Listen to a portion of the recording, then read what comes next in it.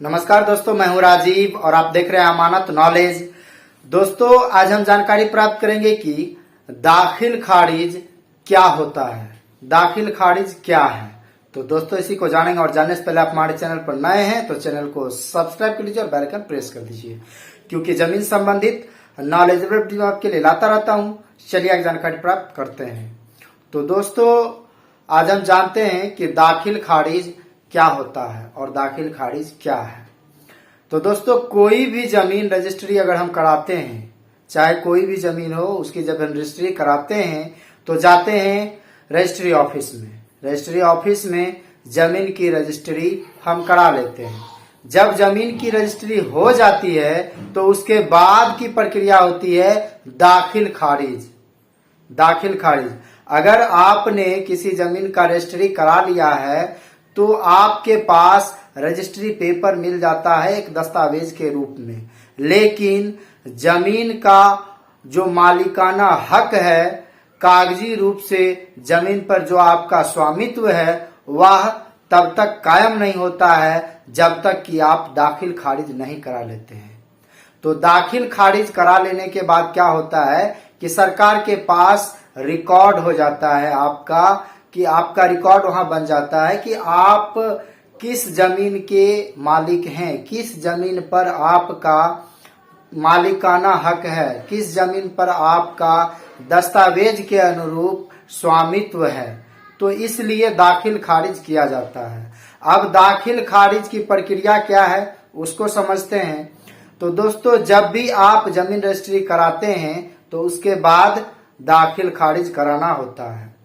तो दाखिल खारिज होता यह है कि आपने जिन व्यक्ति से जमीन खरीदा है, जिन व्यक्ति से आपने जमीन खरीदा है, उनके जमाबंदी से, उनके जमाबंदी में जितना भी जमीन हो, जो भी जमीन हो, आपने जितना जमीन खरीदा है उतना जमीन जो है उनके जमाबंदी से माइनस हो जाता है। मतलब कि आपने जितना जमीन उनसे खरीदा है उतना जमीन उनके जमाबंदी से माइनस होकर, मतलब उसे खारिज कर दिया जाता है।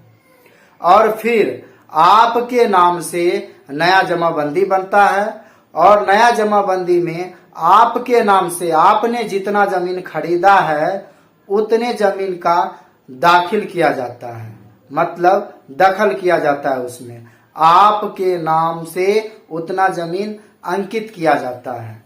तो ये दाखिल खारिज की प्रक्रिया है। हालांकि इसमें होता यह है, पहले खारिज किया जाता है, उसके बाद दाखिल किया जाता है। लेकिन सुनने में ये थोड़ा अटपटा सा लग रहा है, इसलिए इसका नाम दाखिल खारिज रखा गया है। खारिज दाखिल ना रखकर दाखिल खारिज रखा गया है। इसे हम इंग्लिश में म्यूटेशन भी कहते हैं। तो ये दाखिल खारिज है। और जब दाखिल खारिज आपका हो जाता है तब उसके बाद आपको एक लगान रसीद काट कर दिया जाता है, जो कि उस समय का होता है। जब भी दाखिल खारिज होगा उसके बाद आपको एक पहला लगान रसीद काट कर दिया जाएगा। तो वो आपका लगान रसीद ये दर्शाता है कि आपका दाखिल खारिज हो चुका है। तो अब आपके पास मुख्य रूप से दो दस्तावेज होते हैं। एक रजिस्ट्री पेपर, जो मुख्य दस्तावेज होता है कि आप किस आधार पर ये जमीन जो है आपका दाखिल खारिज हुआ, वो दस्तावेज आपका बताता है, ठीक है, यानी कि रजिस्ट्री पेपर। दूसरा पेपर आपके पास हो जाता है लगान रसीद, जो ये दर्शाता है कि आपका दाखिल खारिज हो चुका है और आप सरकार को लगान पे कर रहे हैं, ये दर्शाता है। जब ये दोनों कागजात आपके पास होता है तो यूं समझिए कि आपका उस जमीन पर मालिकाना हक, मालिकाना जो स्वामित्व है होने का, वो रिकॉर्ड सरकार के पास चला जाता है। तो इस तरह से ये दाखिल खारिज की प्रक्रिया होती है। और प्रेजेंट टाइम में दाखिल खारिज की प्रक्रिया ऑनलाइन कर दिया गया है। इससे पूर्व जो है दाखिल खारिज ऑफलाइन हुआ करता था, लेकिन प्रेजेंट टाइम में जो है दाखिल खारिज ऑनलाइन किया जा रहा है। और ऑनलाइन भी बहुत ही अच्छे तरीके से, आसान तरीके से हो जाता है। पहले थोड़ा सा मुश्किल होता था क्योंकि ऑफलाइन की प्रक्रिया थी, समय भी कुछ ज्यादा लग जाता था। लेकिन अभी जो है ऑनलाइन कर दिया गया है सारे चीज को। अगर आप देखेंगे तो पोर्टल पर भी सब कुछ ऑनलाइन अभी तक आ चुका है। धीरे धीरे ये प्रक्रिया चल ही रही है। फुलफिल तो 100% अभी तक नहीं हो पाया है, लेकिन उम्मीद है कि बहुत जल्द इसे फुलफिल कर दिया जाएगा। तो ये ऑनलाइन अभी जो है ऑनलाइन दाखिल खारिज चल रहा है, ऑनलाइन कराते हैं।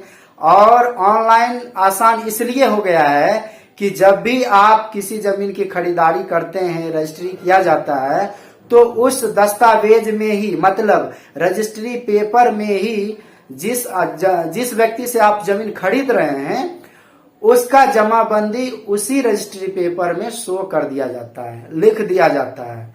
इसलिए जो ऑनलाइन की प्रक्रिया है दाखिल खारिज की, वो बहुत ही जल्द समय पर हो जाता है। तो दाखिल खारिज क्या है, इसके विषय में आप विशेष रूप से जान गए होंगे, समझ गए होंगे। उम्मीद करता हूं समझ में आ गया होगा। अगर समझ में आ गया तो वीडियो को लाइक और शेयर करना ना भूलें। मिलते हैं नेक्स्ट वीडियो के साथ, तब तक के लिए अलविदा। थैंक